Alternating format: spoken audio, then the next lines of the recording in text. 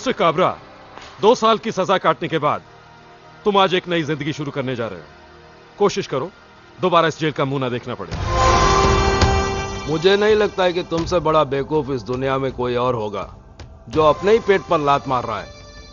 अगर तुम्हारे कहने पर हमारे जैसे लोग सुधर जाएंगे तो कौन आएगा इस जेल में? सरकार ताला मार देगी इस जेल को। इसीलिए संसार जैसा चल रहा है चलने दो, कभी भी टेंशन देने का लेने का नहीं।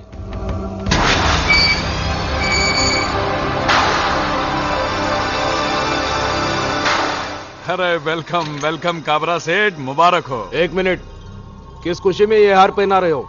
मैं 2 साल जेल में जग मारता रहा उस खुशी में? अरे काबरा सेठ, 2 साल के बाद अब रिहा हुए इस खुशी में।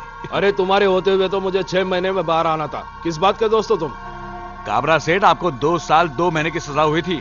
मैंने चक्कर चलाकर 2 महीने कम करवाए। एक बाल उखाड़ देने से मुर्दा हल्का नहीं हो जाता। मेरा मुन्ना कहाँ है? मैं उसे सीने से लगाने के लिए तरस रहा हूं। पता नहीं इन 2 सालों में उसकी क्या हालत हुई होगी। कहाँ है मेरा मुन्ना? सेठ जी, मुन्ना सो रहा है। मुन्ना जी। मुन्ना!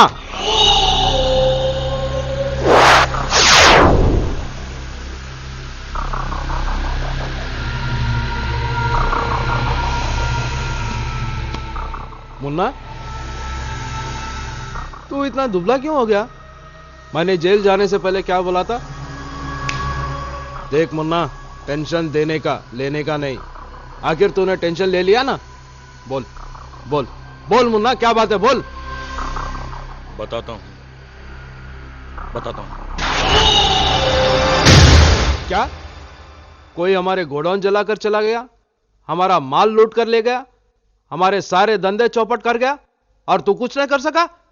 मुन्ना, तू अगर किसी को घूर के देखा वो अपने पटलोन में पेशाब कर देता।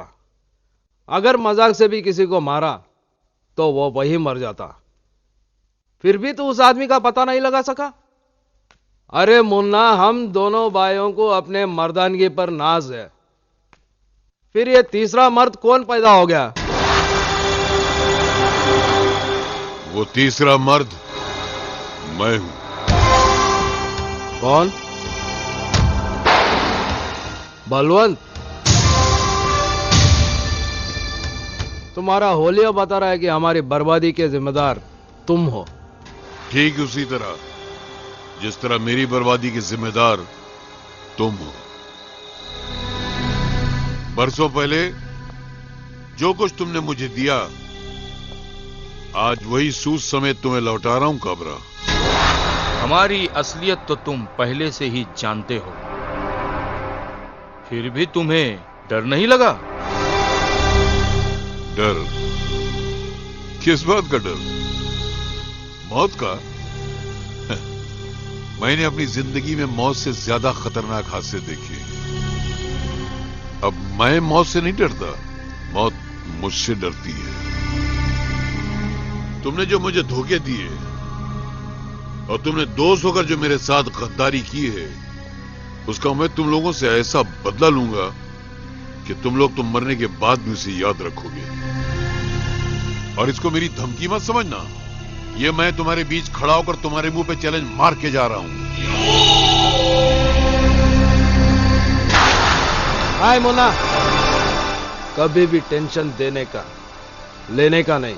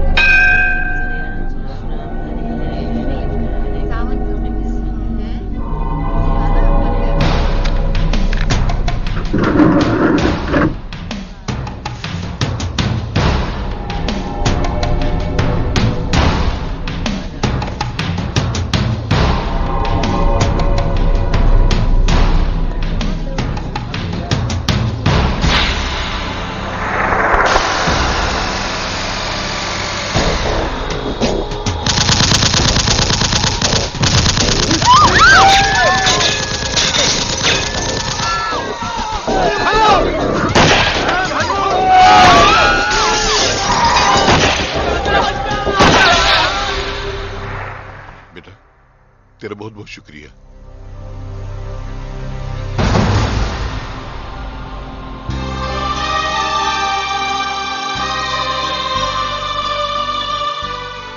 अगर मुझे पता होता कि ये गोली तुम पे चल रही है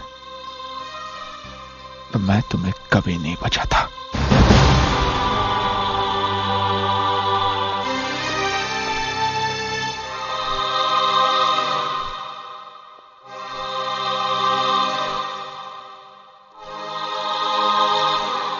मां, मैंने आज तक वही किया जो तूने चाहा।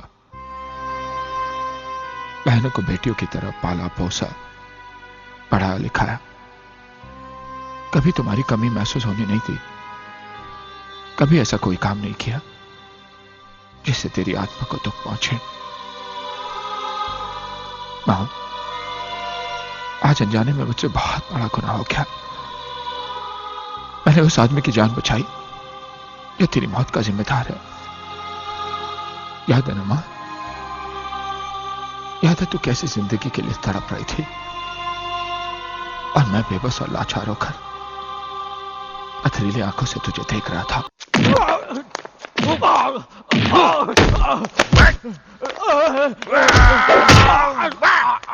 अरे बस बस मुन्ना, बस, इसे जिंदा रखना। अरे तू तो अपने आप को शार्प शूटर कहता है, फिर बता बलवंत कैसे बच गया? बलवंत का बेटा करण बीच में आ गया था। पहले उसको खत्म करना था। बलवंत के वजह से तो सिर्फ मेरा माल बर्बाद हुआ है, करण के वजह से मेरे 2 साल बर्बाद हुए। मैं सारी दुनिया से कहता हूं कि कभी टेंशन देने का लेने का नहीं, मगर जिंदगी में पहली बार उस करण ने मेरे को टेंशन दिया। याद है ना मुन्ना?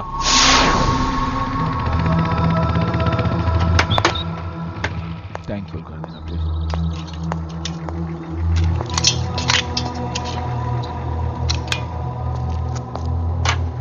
जल्दी कर यार, बहुत टाइम हो गया।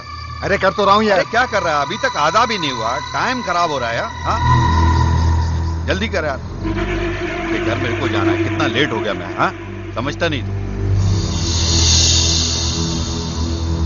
कितना टाइम हो गया यार, जल्दी कर यार, जल्दी कर। ए भाई, चाबी कहां निकाल रहा है? चाबी इधर दे। थोड़ी देर में पता चल जाएगा। आ गया तेल लेने।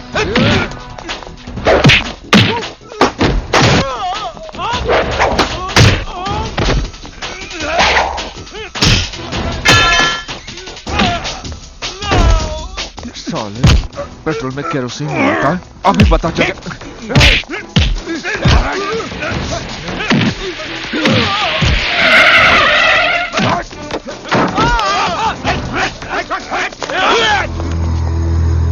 ये लीजिए इंस्पेक्टर, केरोसिन टैंकर की चाबी। गिरफ्तार कर लो इनको। ठहरो, मेरे मुन्ना को कोई नहीं छुएगा। इंस्पेक्टर, ये पेट्रोल पंप मेरा है, मेरे नाम पर है। थैंक यू मिस्टर करण। अगर आप ठीक समय पर फोन नहीं करते तो इनको रंगे हाथों पकड़ना मुश्किल हो जाता। मुन्ना, कभी भी टेंशन देने का लेने का नहीं, तो फिक्र मत कर। मैं यूं गया और यूं आया। हमारा मिलावट का धंधा है, अनाज में मिलावट, पेट्रोल में मिलावट, लेकिन हमारी दुश्मनी में मिलावट नहीं होगी। प्योर दुश्मनी।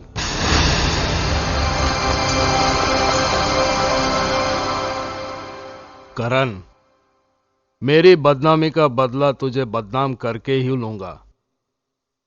तुझे ऐसा बदनाम करूंगा कि तुझे रोने के लिए मजदूर भी नहीं मिलेंगे। ताथे आथे ताथे आथे ताथे आथे तिक ताथे ताथे शाबाश। संपला। चला चला, बहुत टाइम हो गया। वो आशा दीदी को लेने को प्रोफेसर साहब के घर को भी जाने का। चला चला चला, लवकर चला। हाँ चला। बाय ये दीदी। तो भाई। नमस्ते। हाँ बाय चला, बाय नंतर बघा। चला आशा दीदी। राम भाऊ, वो तो जा चुकी। कब? 5 मिनट हुए। हाँ? आज ट्यूशन जल्दी खत्म हुआ, इसलिए जल्दी चली गई।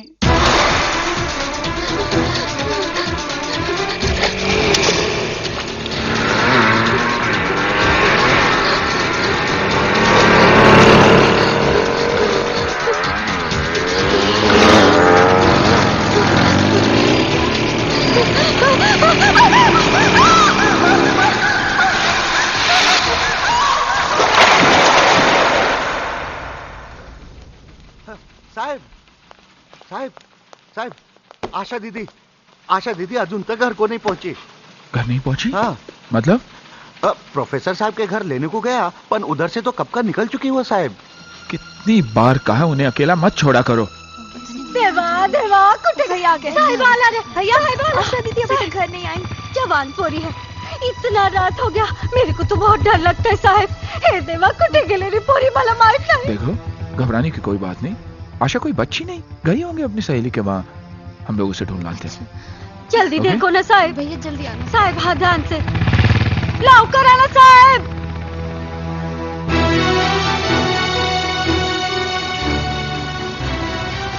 रोकना साहब, रोकना. हाँ, ये घर है, वो सामने वाला वही. हाँ बस. शीतल, ये इथे ही है. ये. हाँ राम भाऊ. आशा ही? हाँ, वो आज नहीं आई. नहीं. तुम मौसी की बात देखो, मैं आगे देख कर आता हूँ. वही साहब, वही. मौसी 2 कलाक हो गया. आशा दीदी का किधर भी पता नहीं. इधर तो नहीं आई. इधर तो नहीं है राम भाऊ. ठीक है, घर को जाके देखता हूँ. काका, आशा आई थी यहाँ? नहीं बेटा. यहाँ नहीं आई करे. नहीं आई. मैंने नहीं देखा.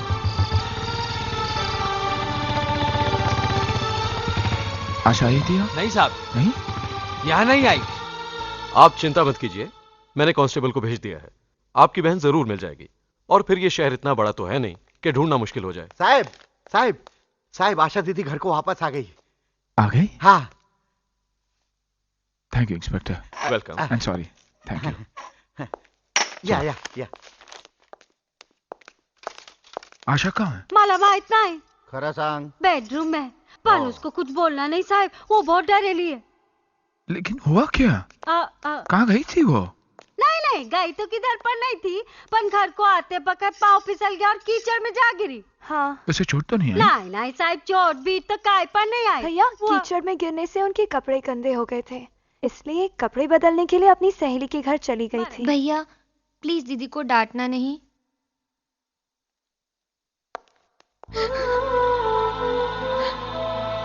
आशा? भैया. अरे, अरे, सुन, उठो.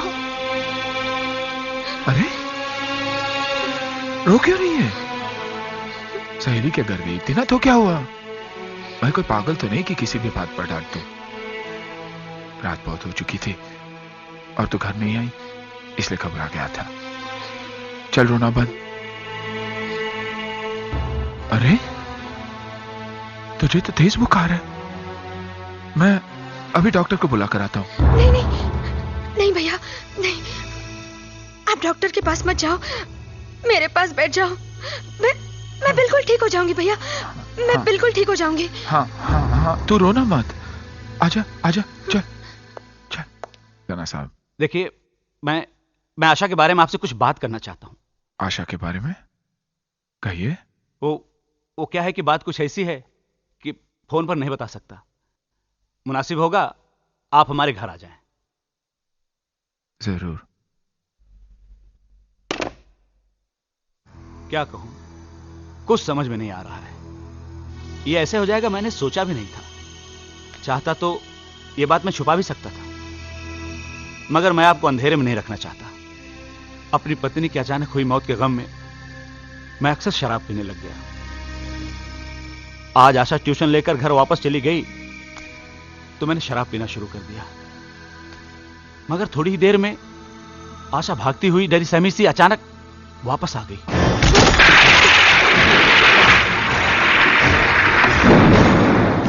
आशा, ये क्या हो गया तुम्हें? हाँ बोलो. वो कुछ गुंडे मेरे पीछे पड़े. मैं देखता हूं.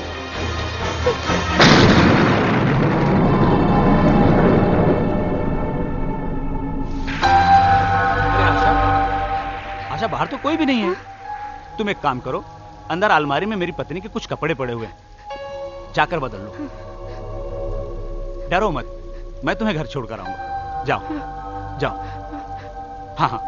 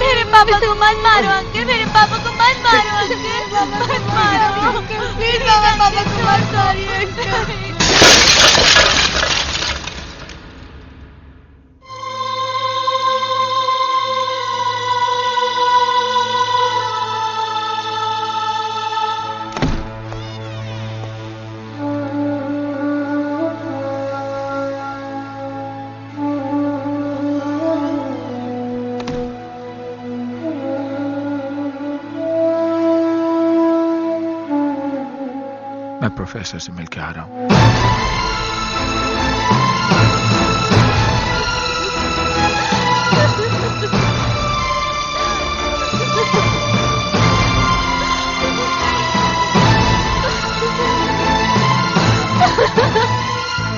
आशा, ए आशा, ए आशा,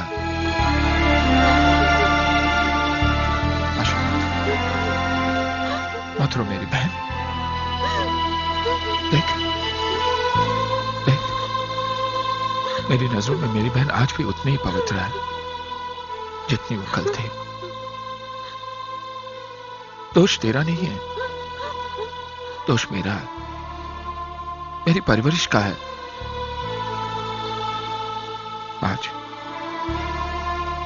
आज महसूस हुआ कि भाई कभी मां बाप की जगह नहीं ले सकता और ना ही वो प्यार दे सकता है। आज अगर मां जिंदा होती तो कब की तेरी शादी हो चुकी होती, लेकिन मैं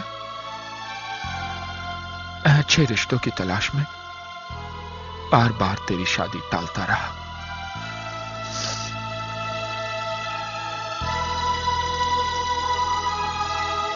कुछ ही दिनों में तुम्हारी कलेक्टर साहब से शादी होने वाली है।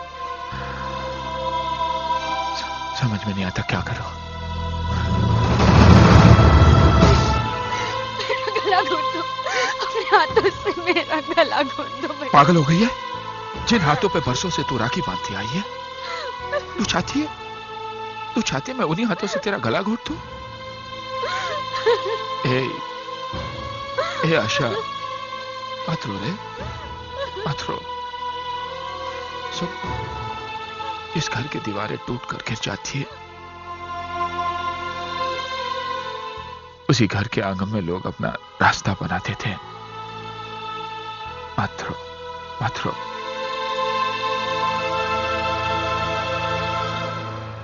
भैया, मेरी शादी कलेक्टर के बजाय प्रोफेसर साहब से कर दीजिए।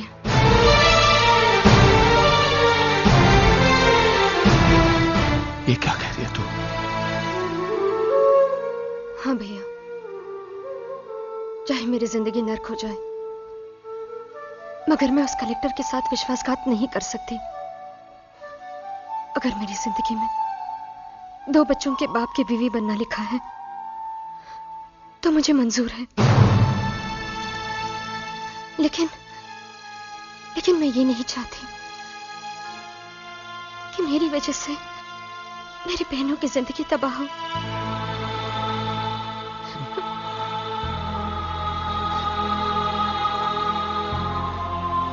आज तक तुझे फख्र था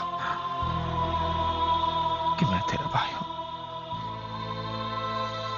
लेकिन आज मुझे गर्व है कि तू मेरी बहन है। भगवान से यही दुआ करूंगा कि हर जन्म में तुझे मेरी बहन बना के भेजे। आशा, एक बात और, किसी को यह पता नहीं चलना चाहिए कि तेरी शादी प्रोफेसर के साथ क्यों हो रही है। लेकिन भैया, घर के लोगों को तो असलियत बतानी ही पड़ेगी। कुछ बातें ऐसी होती है जो इंसान को खुद से भी छिपानी पड़ती है। अगर किसी ने पूछा तो यही कहना कि यह मेरा फैसला है, तुम्हारे भाई का फैसला है। जिद्दी, घमंडी और हिटलर का खिताब तो दुनिया ने मुझे दे ही दिया है। बहनों ने भी अगर ये ताना दे दिया तो मैं बर्दाश्त कर लूंगा, लेकिन अगर तुम पे कोई उंगली उठाए ये मैं बर्दाश्त नहीं कर पाऊंगा। भैया मत रो। भैया